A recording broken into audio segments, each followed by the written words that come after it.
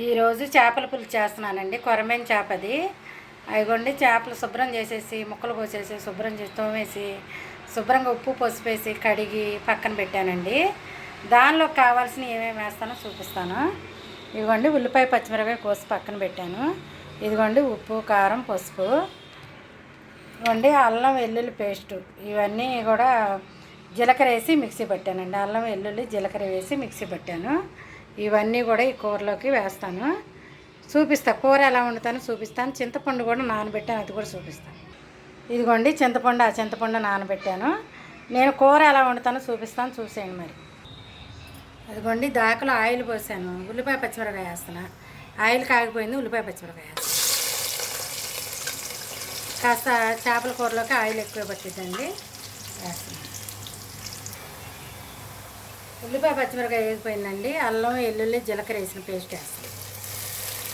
అంత పేస్ట్ వేసుకోవాలండి, బాగా పచ్చివాసన పోయేటట్టు వేయాలి. చేపల కూరకి ఇదేనండి, మసాలాలు ఏమి వేయను నేను. దీనిలో సూపర్గా ఉంటుంది అన్నమాట. మా అమ్మ ఎట్లాగే చేసేదండి, ఎటువంటి మసాలాలు వేసేది కాదు. అమ్మ చేసిన చేపల పులుసు అంటే చాలా ఇష్టంగా ప్రతి ఒక్కళ్ళు, బంధువులు కూడా చాలా ఇష్టంగా తినేవాళ్ళు. మా మేనత్తలకు కూడా చాలా ఇష్టం అండి మా అమ్మ చేసిన చేపల పులుసు అంటే. అదేవిధంగా నేను అట్లాగే చేస్తాను ఇప్పుడు.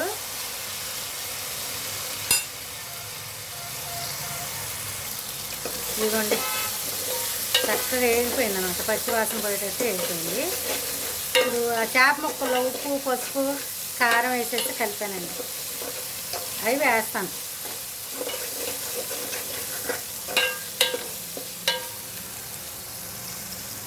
ఇప్పుడు ఆ చేప ముక్కలు వేసేస్తానండి. ఉప్పు పసుపు కారం కలిపాను కదా, ఈ ముక్కలన్నీ వేసేస్తాను.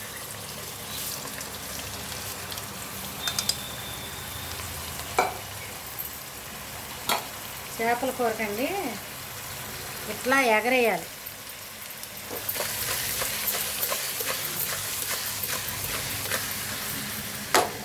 కొంచెం మగ్గనిస్తాను. ఇదండి చింతపండు పులుసు పోసేస్తున్నాను. కాస్త మగ్గినాయి అన్నమాట ముక్కలు. కొంచెం అటు ఇటు కదిపేస్తాను. ఇదిగోండి కూర ఉడుకుతుంది. ఇదిగోండి మూత పెట్టేస్తున్నాను, కాస్త ఉడకనిద్దాం. చూసారా అలా ఉడుకుతుంది. చక్కగా దగ్గరికి ఉడకనిచ్చిన తర్వాత కూర ఎలా వచ్చిందో చూపిస్తాను మీకు. కూర దగ్గర పడిపోయిందండి, ఉడికిపోతుంది. ఒక 5 నిమిషాలు ఉంచితే సన్నసెగ మీద చక్కగా ఉడికిపోద్ది. దగ్గరగా గుజ్జు దగ్గరగా వచ్చేటట్టు, అంటు పులుసులాగా వచ్చేటట్టు ఉడకనిస్తాను, ఎక్కువ పులుసు లేకోకుండా. ఇది పల్లెటూరు స్టైలు చేపల పులుసు అండి, సూపర్గా ఉంటుంది. దీనిలో కొత్తిమీర కానీ కరివేపాకు కానీ ఎటువంటి అవసరం లేదు. ఈ విధంగా ఒకసారి వండుకొని తిని చూడండి.